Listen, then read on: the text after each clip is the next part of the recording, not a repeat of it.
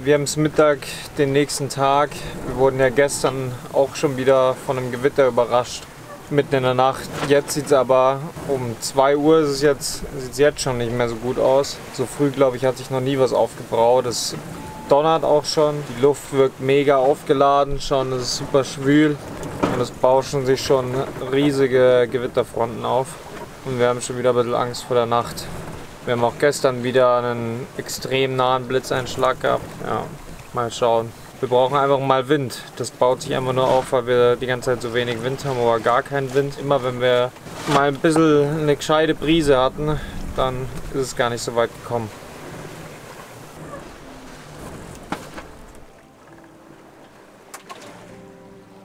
Wir kommen im Allgemeinen gut voran. Wir haben schon einiges an Strecke zurückgelegt. In der Nacht werden wir jedoch wieder von einem Gewitter erwischt. Es zieht genau über uns und bringt auch noch überraschend viel Wind mit sich. Wir holen uns also schnell ein Wetterupdate per Satellitentelefon rein. Es steht uns jetzt mehr Wind bevor. Immer wieder werden wir von kleineren Squalls überrascht, die mit viel Wind über uns hinwegziehen. Wir hatten gerade entspannte 43 Knoten Wind. Da ist jetzt ziemlich was durchgerasselt. Und einen richtig krassen Platzregen. War ziemlich unangenehm. Das Problem ist gerade so ein bisschen, wir sind beide elendig übermüdet. Also wir sind beide so müde. Einfach von den letzten Tagen, von den ganzen Nachtwachen. Und man schläft so schlecht. Und jetzt, wir haben immer noch 25 Knoten Wind. Ich könnte mich jetzt zurücklehnen, die Augen zu machen und würde direkt wegschalten und platzen. Und dann passieren ja noch Fehler. Uns hängt jetzt zum Beispiel da die Segellatte raus. Und jetzt gerade die reinzumachen ist sau schwierig. Wir müssen noch hoffen, dass jetzt der Wind gleich ein bisschen weniger wird, dann versuchen wir das mal.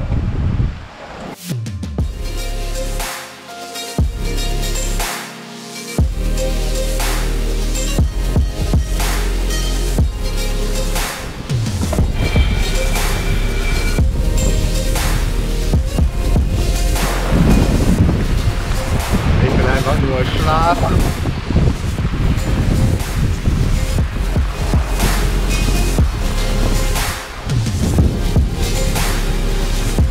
Wir haben noch 12 Knoten Wind. Wunderbar. Von einer halben Stunde von 40 Knoten zu 12 Knoten runtergegangen. Bei dem hatten wir auch noch 6 Knoten. Heißt, wir tümpeln jetzt hier so rum.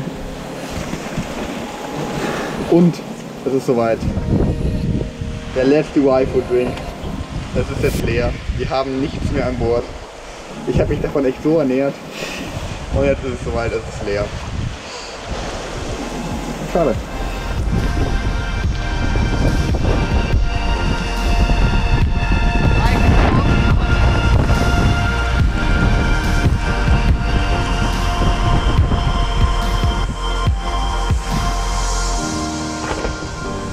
So, jetzt hatten wir schon länger keine von den stärkeren Böen mehr. Jetzt konnte ich auch wieder den Baum, den Bullen stand da sicher, ohne groß Gefahr zu laufen, dass da auf einmal plötzlich was kommt und man schnell irgendwie lösen muss. Und jetzt sind wir auch wieder deutlich stabiler, flattert auch nichts mehr. Wir haben genau Wind von hinten, sind auf Kurs, haben so 15 bis 18, 19 Knoten Wind, also eigentlich ziemlich gut. Wir kommen ordentlich schnell voran.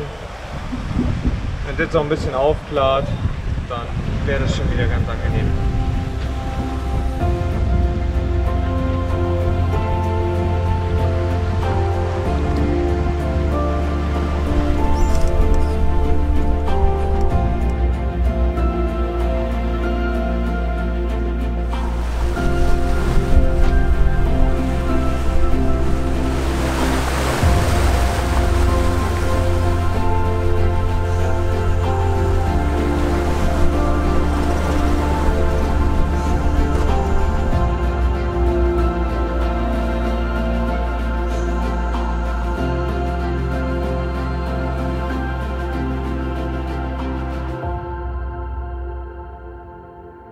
Die Wetterlage beruhigt sich wieder und der Wind wird auch wieder konstanter. Was definitiv gut ist an den schnell wechselnden Bedingungen, ist, dass sich auch die schlechten Bedingungen nur kurz halten. Unter dem guten Wind machen wir auch wieder richtig schön Strecke und zwar genau auf richtigem Kurs. Ein gutes Gefühl, die Meilen so dahin fliegen zu sehen. Es ist der 9. oder 10. Tag. Jetzt kommen wir gerade relativ gut voran. Wir haben aber auch noch eine Strömung gegen uns, deswegen treiben wir so ein bisschen zur Seite weg. Aber es geht. Die letzten Tage waren mega anstrengend. Wir hatten so wechselnde Windbedingungen, teilweise dann 40 Knoten, teilweise dann wieder gar kein Wind. Es hat immer gewechselt. Wir haben auf dieser ganzen Etappe schon so oft die Segel verändert. Also unzählige Wenden, unzählige Halsen gemacht. Super anstrengend. Wir sind einfach beide komplett übermüdet.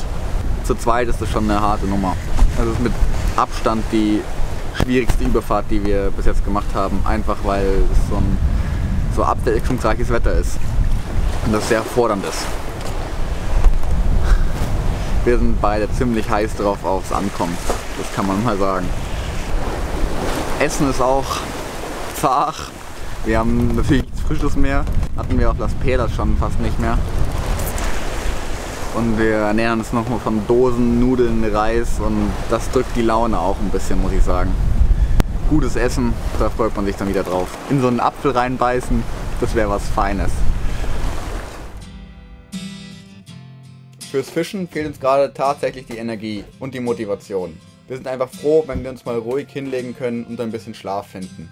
Wir hatten uns zwar im Vorhinein auf eine schwierige Überfahrt eingestellt, dennoch wurden wir überrascht, wie anstrengend es tatsächlich wurde. Die Realität sieht wie immer ganz anders aus, wie jede Vorstellung.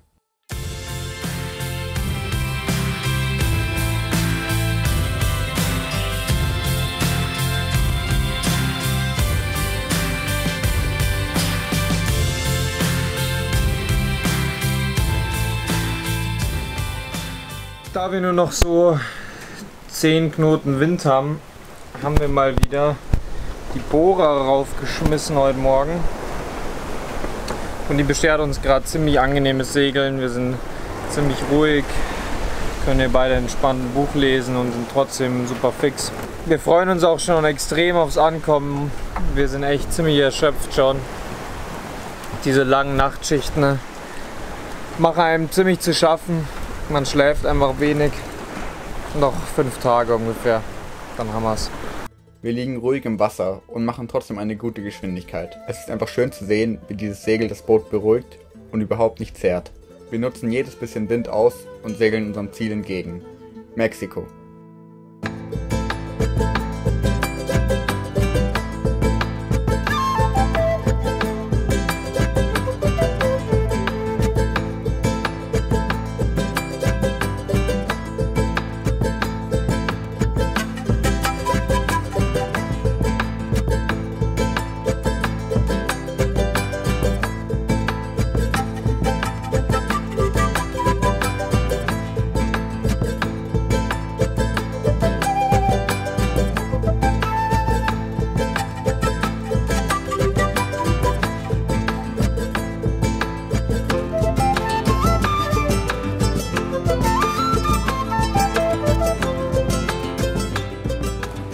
Ein weiterer Tag geht zu Ende. Vor uns liegen noch 650 Seemeilen auf direktem Weg. Mal schauen, ob das so klappt. Wir müssen wahrscheinlich eher so ein bisschen kreuzen, dann wird es noch mal ein bisschen mehr. Wir hatten heute eigentlich den ganzen Tag Flaute. Auch jetzt lässt der Wind noch ein bisschen zu wünschen übrig. Aber es steht fest, diese Woche kommen wir irgendwann an. Wir freuen uns unglaublich. Wir sind echt schon ziemlich fertig und ja, wollen aber ankommen. Aber ein cooles Ziel, was vor uns liegt. Und die letzten paar Tage kriegen wir auch noch mit Lesen rum.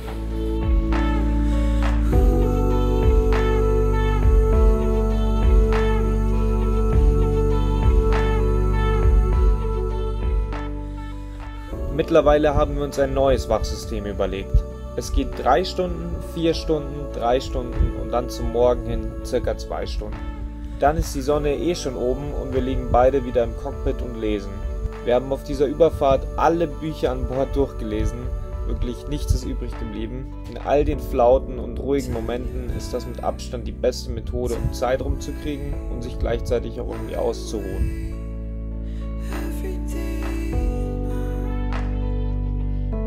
Wir haben zum Glück doch noch Wind gekriegt jetzt heute und bolzen jetzt ziemlich gegen an.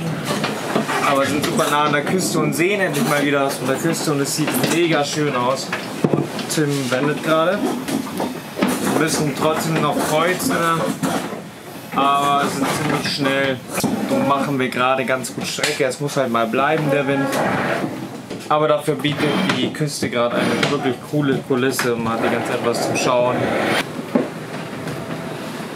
Umso länger man auf einem Segelboot reist, desto mehr lernt man das zu schätzen.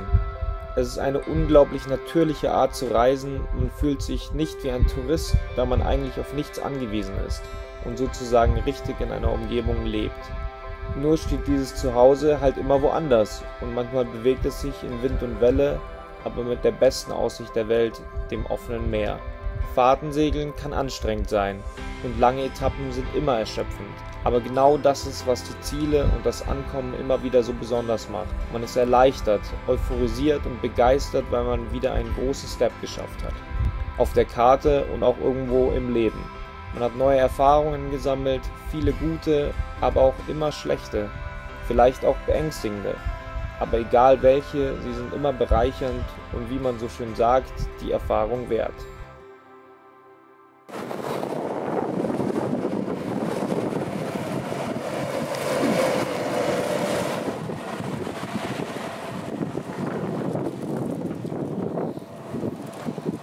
Ah, da ist er. Ja. Letzter Tag. 110, 115 Seemeilen noch für Motoren. Der Wind ist zu schwach, um zu segeln und der kommt direkt auf die Schnauze. Also direkt von vorne. Und es ist passiert. Es musste noch passieren. Es war wirklich ein doofer Unfall jetzt. Ich habe mich schon wieder verletzt. Noch schlimmer als der Schnitt am Fuß.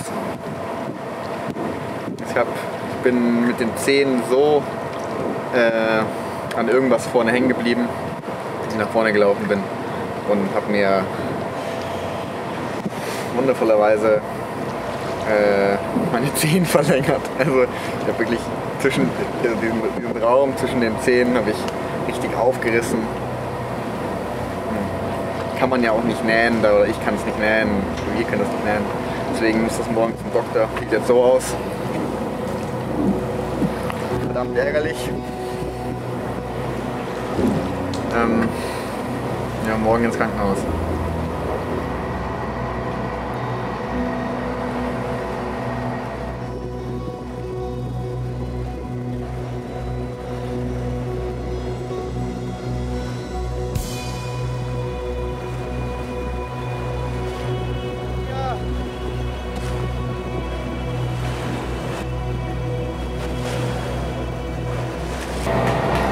Saufrecht die Viecher und alles scheißen sie uns voll. Solarpaneele sind alle voll und vorne beim Bugkorb und wirklich, die scheißen sich einfach gar nichts. Wollte mich fast beißen, der Typ. Wer hat uns gerade weggedrückt, Tim? Ich bin gerade im deutschen Krankenhaus angerufen und haben gedacht, wir machen einen Scherz. Weil ich habe halt gesagt, ich rufe bei Satellitentelefon an aus dem Pazifik, wir sind von der Küste Mexikos und da hat sie gesagt, ja, wir haben Wichtigeres zu tun, wir solchen Anrufen geben wir uns nicht ab. Also sie hat gedacht, wir verarschen sie. Aufgelegt hat sie. Ja. Boah, mir geht auch schon irgendwie die Pumpe gerade. Ich hab Scheiße. Da ist das Meer. Überall. Ja, das Problem ist, wir haben ein paar Kontakte als Ärzte, aber es ist gerade mitten in der Nacht in Deutschland und da geht halt keiner ran. Natürlich nicht. Ja, uns kann auch keiner helfen da gerade. Nee. Also. Geh mal wieder Gas, oder? Jo. Alter, ich freue mich so auf ein Bier, ey. Bier. Und das freut sich auch im Krankenhaus.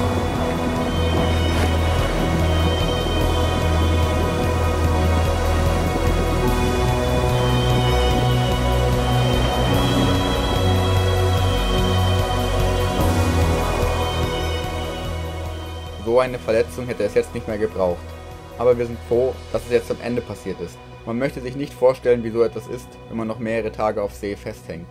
Wir geben jetzt unserer Maschine 1700 Touren und fahren mit 6 Knoten Richtung Cabo San Lucas. Je früher wir ankommen, desto besser kann man den Fuß noch behandeln. Es ist noch kein Notfall, aber immerhin kurz davor. So etwas kann einfach immer passieren und man kann sich nur schlecht darauf vorbereiten.